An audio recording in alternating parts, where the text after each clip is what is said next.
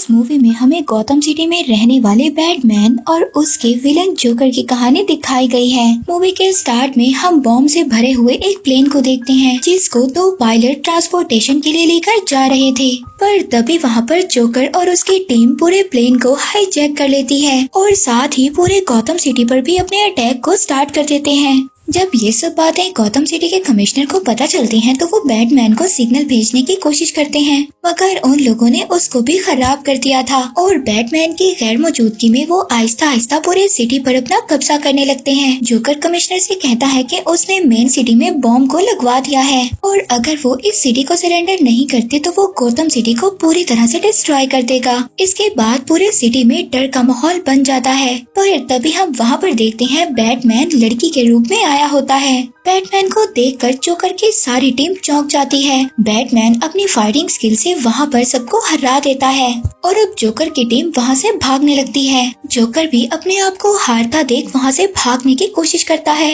मगर बैटमैन अपनी bat drop से उसको पकड़ लेता है। पर तभी जोकर बैटमैन से कहता है कि तुम्हारे पास सिर्फ दो रास्ते हैं, या तो तुम बॉम्ब को डिफ्यूज करो या फिर मुझे पकड़ लो। यहाँ पर जोकर बैटमैन की एक बात से काफी ज्यादा दुखी हो जाता है, क्योंकि जोकर का ये मानना था कि जोकर और बैटमैन का रिलेशन काफी यूनिक है और वो बैटमैन की लाइफ में काफी ज्यादा अहमियत रखता है, क्योंकि उसी के डर की वजह से लोग बैटमैन को पसंद करते हैं और अगर जोकर लोगों को तंग ना करे तो वो बैटमैन को भी भूल जाएंगे। मगर बैटमैन जोकर से कहता है कि उसके होने या ना होने से उसको कोई भी फर्क नहीं पड़ता, वो उसकी लाइफ में कोई भी अहमियत नहीं रखता। लोग बैटमैन को उसके काम की वजह से पसंद करते हैं, ना कि जोकर की वजह से। अब बैटमैन जोकर को छोड़कर बॉम्ब डिफ्यूज करने के लिए चला जाता है और वहाँ पर बॉम्ब को डिफ्यूज कर देता है। हमेशा की तरह सभी लोग बैटमैन को अप्रिशिएट करते हैं। इसके बाद बैटमैन ऑर्फनेज के बच्चों से मिलकर दोबारा से अपने बैटक्लिफ पहुँच जाता है और हमेशा की तरह अकेले ही वहाँ पर अपना वक्त गुजारता है, क्योंकि बैटमैन की कोई फैमिली नहीं होती। अक्सर वो अपने पेरेंट्स को याद किया करता था। बैटमैन के पेरेंट्स की डेथ उसके बचपन में ही हो गई थी। वो जब अपने पेरेंट्स की तस्वीर देखकर उनसे बात कर रहा होता है तभी वहाँ पर एल्फ्रेड आ जाते हैं, जो कि बैटमैन के बटलर थे और वो उसके लिए उसके फादर फिगर जैसे थे। वो बैटमैन के अकेलेपन को समझते थे और जब भी वो बैटमैन से इस बारे में बात करते थे तो बैटमैन उनको टाल देता था। एल्फ्रेड बैटमैन को बताते हैं उसके रूल्स के अकॉर्डिंग आज उसको कमिश्नर की पार्टी में जाना है। अब इसीलिए बैटमैन अपने गेटअप को चेंज करता है और ब्रूस मैन बनकर पार्टी में जाता है, जहाँ पर एक बिलियनर होने की वजह से ब्रूस मैन की सभी लोग वहाँ पर बहुत ज्यादा रिस्पेक्ट करते हैं। तभी वहाँ पर उसको देखकर ऑर्फनेज का एक बच्चा उसके पास आता है और उससे पूछता है कि क्या कभी वो एक ऑर्फन चाइल्ड को अडॉप्ट करेगा, क्योंकि वो चाहता था कि ब्रूस मैन उसको अडॉप्ट कर ले। तभी ब्रूस मैन यानी कि बैटमैन की नजर कमिश्नर की डॉटर पर पड़ती है, जिसे देखते ही वो उसे पसंद करने लगता है। असल में गौतम सिटी के कमिश्नर रिटायर्ड होने वाले थे और अब उनकी जगह उनकी डॉटर नई कमिश्नर वहाँ की बन जाती है। दूसरी तरफ जोकर अभी भी बैटमैन की कही हुई बातों को सोच रहा था। तभी वहाँ पर हार्ली क्विन उससे कहती है कि तुम बैटमैन के लिए कुछ ज्यादा ही अच्छे हो, उसे सिर्फ ये सोचने की जरूरत है कि अगर तुम ना हो तो उसका क्या होगा। पर तभी जोकर को एक आइडिया आता है। वो अपनी टीम को लेकर उसी पार्टी में आ जाता है जहाँ पर बैटमैन ब्रूस मैन बनकर आया हुआ था, लेकिन ये जानकर ब्रूस मैन वहाँ से निकल जाता है और बैटमैन के गेटअप में आ जाता है। लेकिन इससे पहले वो जोकर को पकड़ता जोकर खुद को और अपनी टीम को सरेंडर कर देता है, लेकिन उसकी एक टीम मेंबर हार्ली क्विन वहाँ से निकल जाती है, जिसके बारे में हम आगे जाकर देखेंगे। जोकर बैटमैन से कहता है कि अब तुम चाहकर भी मुझसे फाइट नहीं कर सकते। ये सब बातें देखकर बैटमैन को कुछ भी समझ नहीं आता। तभी वहाँ पर गौतम सिटी की एक रिपोर्टर बैटमैन से कहती है कि अब जैसे कि क्राइम खत्म हो गया है तो वो अपना ज्यादा से ज्यादा टाइम अपनी फैमिली के साथ गुजार सकता है और अब बैटमैन वहाँ से दुखी होकर चला जाता है। लेकिन उसने जोकर पर अभी भी नजर रखी हुई थी, क्योंकि उसको जोकर की बातों पर बिल्कुल भी यकीन नहीं था और उसको ऐसा लगता था कि ये जोकर की कोई चाल है। और अब वो जोकर को फैंटम जोन भेजने का प्लान बनाता है। वो एक ऐसा जोन था जहाँ पर खूनखार विलन्स को रखा जाता था, लेकिन वहाँ पर नॉर्मल क्रिमिनल्स को डालना इलीगल था। और इसीलिए बैटमैन जोकर को फैंटम जोन में भेजने के लिए रिसर्च कर रहा होता है। तभी एल्फ्रेड वहाँ पर आ जाते हैं और उससे रिचर्ड ग्रेंट के बारे में बात करते हैं। ये उसी बच्चे की बात कर रहे थे जिसको बैटमैन ने अडॉप्ट कर लिया था। वो उसको समझाते हैं कि तुम्हें अब उस बच्चे की रिस्पॉन्सिबिलिटी लेनी होगी। उसमें और बैटमैन में काफी ज्यादा चीजें यूनिक होती हैं क्योंकि उसने भी यंग एज में अपने पेरेंट्स को खो दिया था। इतने में वही बच्चा वहाँ पर आ जाता है और वो वहाँ पर बड़ी चीजों को देखकर काफी ज्यादा एक्साइटेड होता है। लेकिन बैटमैन उसको वहाँ से जाने का बोलता है और फैंटम जोन पर रिसर्च जारी रखता है, जिसमें वहाँ पर उसको ये बात पता चलती है कि फैंटम जोन प्रोजेक्टर से जोकर को वहाँ पर डायरेक्ट भेजा जा सकता है, मगर उस डिवाइस को सुपरमैन की एटॉमिक में सेफ रखा होता है और उसको निकालने के लिए एक पर्सन को स्मॉल एक्टिव होना होगा। इसीलिए अब वो रिचर्ड ग्रेसन को अपने साथ ले जाने का डिसाइड करता है, मगर इससे पहले वो उसको अपने जैसा एक कॉस्ट्यूम देता है और उसको रॉबिन बना देता है। अब वो अपनी बैट कार में बैठकर सुपरमैन के फोर्ट में पहुंच जाते हैं। वो रॉबिन को वहाँ पर ये इंस्ट्रक्शन देता है कि जब तक मैं सुपरमैन को बिजी रखूंगा तुमने वो फोल्डर डिवाइस वहाँ से निकाल लेनी है।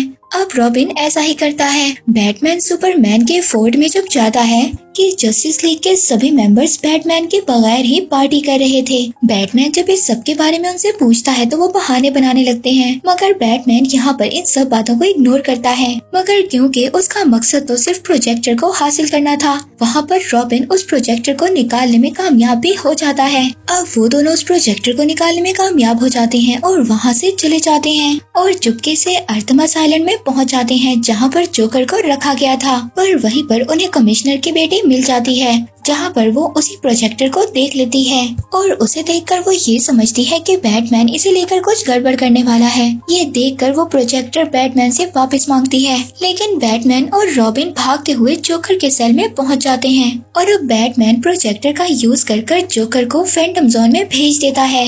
इसके बाद कमिश्नर की बेटी बारबरा वहाँ पर आ जाती है और वो प्रोजेक्टर लेकर बैटमैन और रॉबिन को सेल में बंद कर देती है। दूसरी तरफ जोकर जब फैंटम जोन में टेलीपोर्ट होता है, वहाँ पर सभी बैड विलन्स आ जाते हैं जो जोकर को देखकर उसको खाने लगते हैं, मगर तभी जोकर कहता है कि मैं तुम सब लोगों को यहाँ से आजाद करवा सकता हूँ और ये बात सुनकर वो सब लोग रुक जाते हैं। यहाँ पर हमें ये बात पता चलती है कि फैंटम जोन में आना जोकर के प्लान का ही हिस्सा होता है ताकि वो वहाँ पर जाकर एक बहुत बड़े बैड विलन को अपनी टीम में इस्तेमाल कर सके। अब जब कुछ लोग उस फैंटम जोन प्रोजेक्टर को रिसर्च के लिए लेकर जा रहे होते हैं, तभी वहाँ पर हार्ले क्विन आ जाती है जो उस दिन सरेंडर वाली नाइट अचानक गायब हो गई थी और अब जोकर के प्लान के मुताबिक वो प्रोजेक्टर को उनसे चुरा लेती है और आसमान की तरफ प्रोजेक्ट करती है, जिससे एक पोर्टल ओपन हो जाता है और अब जोकर अपनी पूरी इविल टीम के साथ सिटी में आ जाता है और वो अब आते ही पूरे गौतम सिटी में अपना डर फैलाने लगते हैं और सिटी को तहस नहस करने लगते हैं। लोग अपनी जान बचाकर इधर उधर भागने लगते हैं।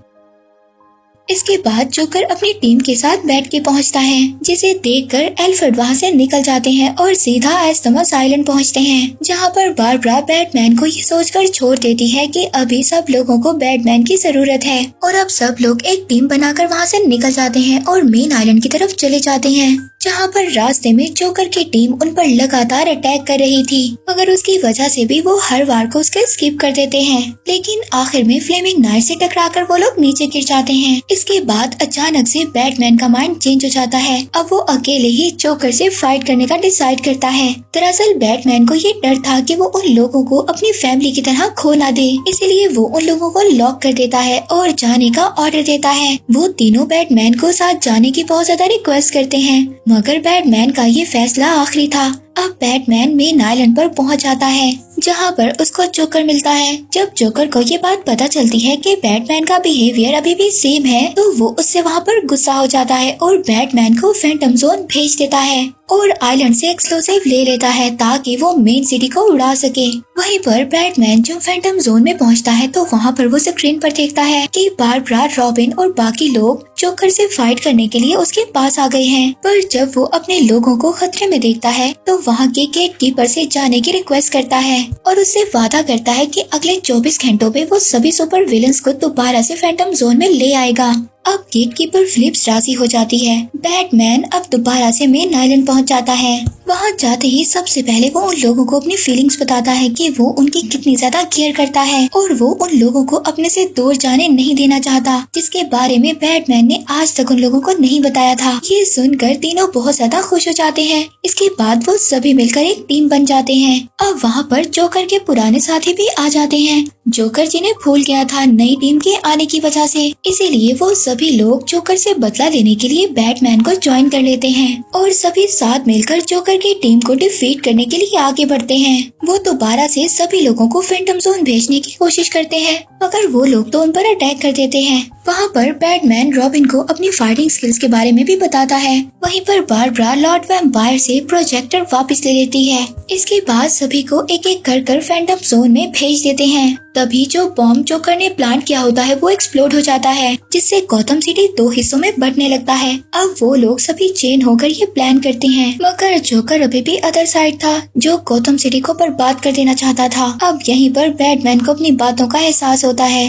कि अगर जोकर नहीं होता तो वो भी नहीं होता और वो जोकर के बगैर कुछ भी नहीं है। जोकर की बात सुनकर काफी ज्यादा इमोशनल हो जाता है और गौतम सिटी को बचाने के लिए उन सबका साथ देता है और सभी लोग अपनी टीम एफर्ट से दोबारा से सिटी को जोड़ देते हैं, जिसके बाद सभी लोग इस खुशी को मिलकर सेलिब्रेट करते हैं। और बैटमैन वादे के मुताबिक फैंटम जोन में जाने वाला था, लेकिन फिलिप्स वहाँ पर उसको अच्छे काम की वजह से छोड़ देती है और यहाँ पर जोकर और उसके पुराने साथी भी वापस चले जाते हैं। और आखिर में बैटमैन उन तीनों के साथ मिलकर खुशी खुशी रहने लगता है और इसी के साथ ये मूवी यहीं पर एंड हो जाती है।